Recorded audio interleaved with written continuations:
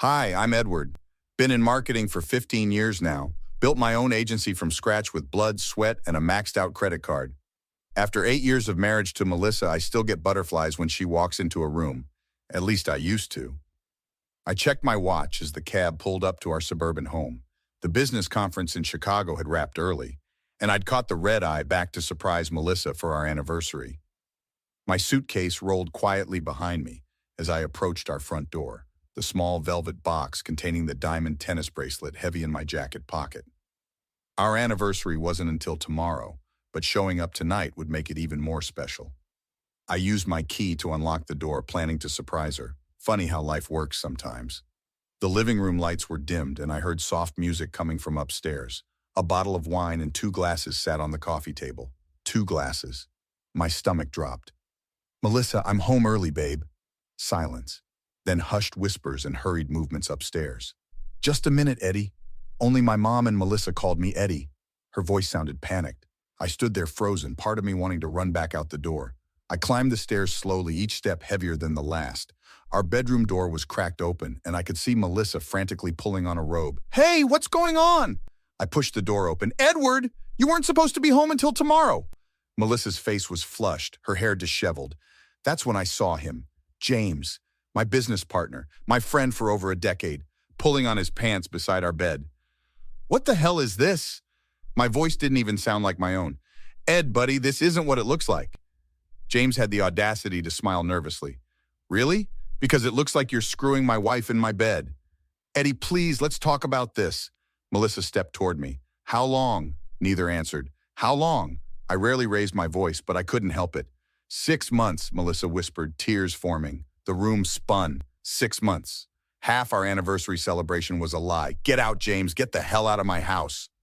"Look, we should talk about this like adults. Now!" I picked up his shirt and threw it at him. James scurried past me, muttering some bullshit apology I couldn't even process. "Edward, I'm so sorry. I never meant to hurt you. It just happened." I looked at Melissa, this stranger wearing my wife's face. "I need to go." "Where are you going? Please, let's talk." I turned and walked out, ignoring her calls. In the car, I pulled out my phone and called the one person I knew would help. "Victor, it's me. I need a place to stay tonight." "What happened, little brother?" "I came home early to surprise Melissa for our anniversary." My voice cracked. Turns out she was the one with the surprise. "I'll make up the guest room. And Ed, we'll get through this." I hung up and sat in my car staring at our house, the home we'd built together, now just another lie in my life. Victor's guest room felt cold despite the extra blankets. 3 days had passed since I discovered Melissa and James. I hadn't returned home, just sent a text saying I needed time. My phone buzzed constantly with messages from both of them, full of excuses and fake remorse. "You look like hell." Victor handed me coffee as I sat at his kitchen table. "Thanks for the news flash. Have you talked to anyone at work?" The thought of facing the office made me sick. "No, but I should probably call Sophia. She's handling the Morgan account while I'm out." I dialed Sophia, my most trusted colleague. She answered immediately. "Thank God you called. Something weird's happening with the Morgan account. James told everyone you approved transferring it to his team." My stomach dropped. "I never approved that." "I figured. He's been moving other accounts too, and having closed-door meetings with finance." "Can you access the server records, see what files he's been viewing?" "Already did. He's been looking at your client contracts, partnership agreement, and he downloaded all the buyout clauses last week." The pieces started clicking together. "He's trying to push me out. There's more. Melissa came in yesterday for a surprise lunch with him. They spent 2 hours in his office with the blinds closed. My wife, my business partner, planning to screw me professionally after screwing me personally. I need copies of everything. And Sophia, keep this between us." After hanging up, I drove downtown to meet Diana, Melissa's closest friend. She'd always been cordial to me, but Melissa came first. Still, I had to try. The cafe was nearly empty when Diana slid into the booth across from me. "I can't believe you called me.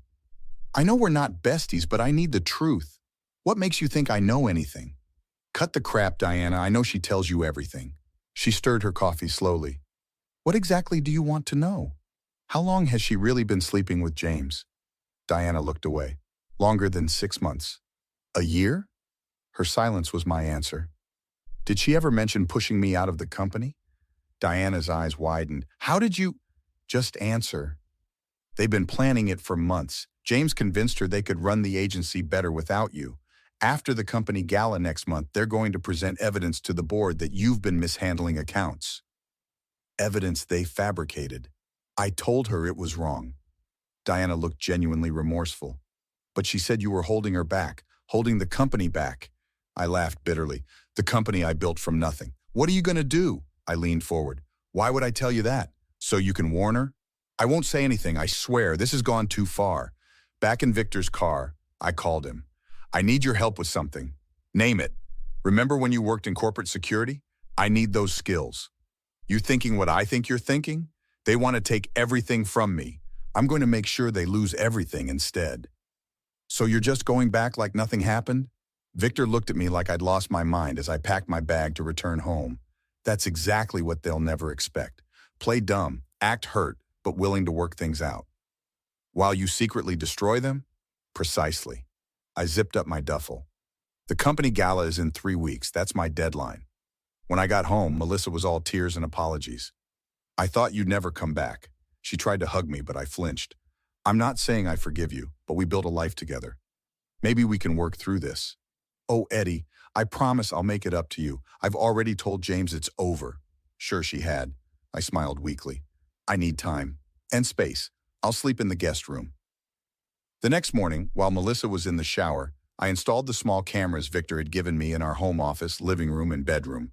Not illegal if it's your own home, he'd assured me. At work, I kept my distance from James, who tried cornering me by the coffee machine. Ed, buddy, we need to clear the air. Not now, James, maybe never. Come on, man, I made a mistake. A huge one, but we've been friends for years.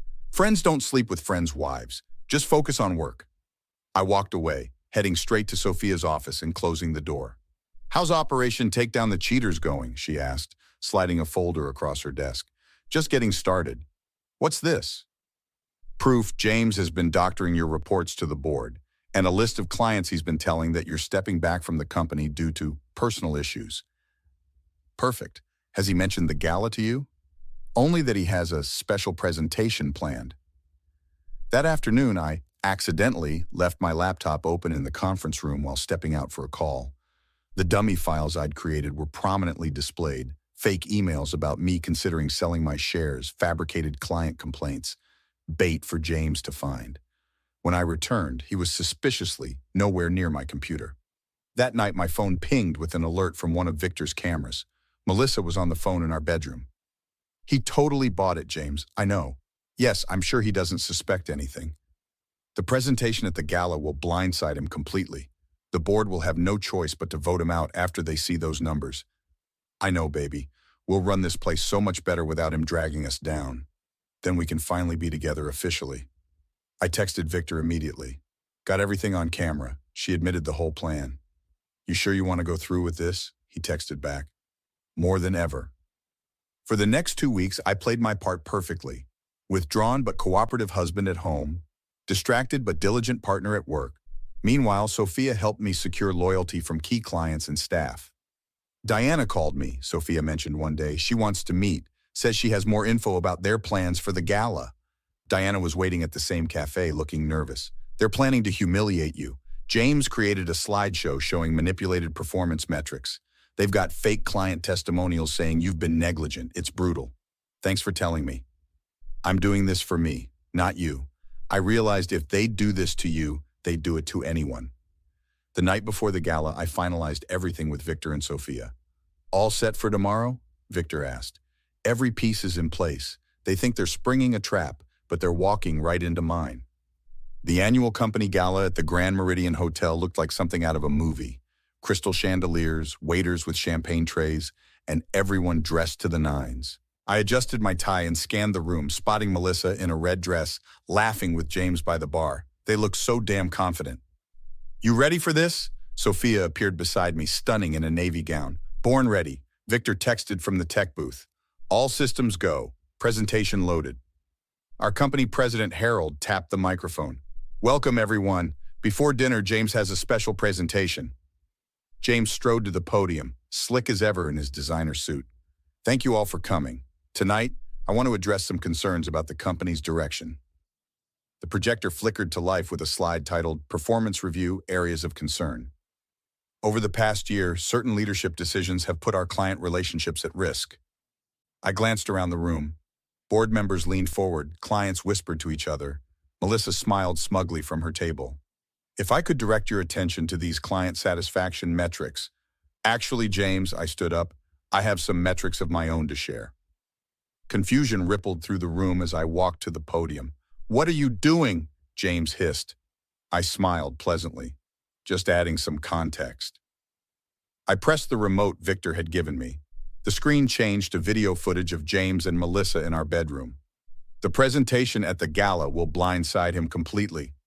The board will have no choice but to vote him out after they see those numbers. Gasps echoed around the room.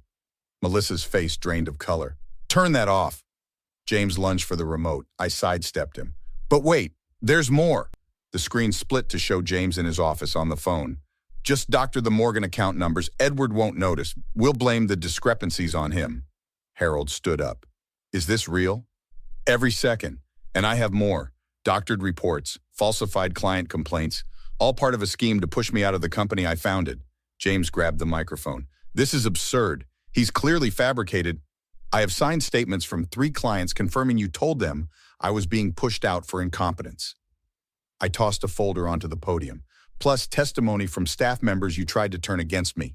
Melissa rushed forward. Eddie, please. Oh, and let's not forget the security footage of you two discussing how to embezzle company funds for your new life together. The room erupted in chaos. Board members huddled together. Clients approached me with questions. James and Melissa stood frozen, cornered. Harold silenced the room. In light of this evidence, I'm calling an emergency board meeting. James, Melissa, you're both suspended pending investigation. 2 security guards appeared. We'll escort them out. As they were led away, James looked back. This isn't over, Edward. Actually, it is. Check your contract. Moral turpitude clause. You're done. 6 months later, the agency was thriving. James was facing fraud charges. Melissa had moved cross-country after the divorce, unemployable in our industry. You ever miss her? Sophia asked as we reviewed quarterly numbers in my office. I miss who I thought she was, but that person never existed. Well, the real you is doing just fine. I smiled at her. We'd grown closer since the gala, professionally at first, then more. Dinner tonight? Victor's bringing his new girlfriend. Wouldn't miss it. I closed the file labeled Fresh Start and stood up.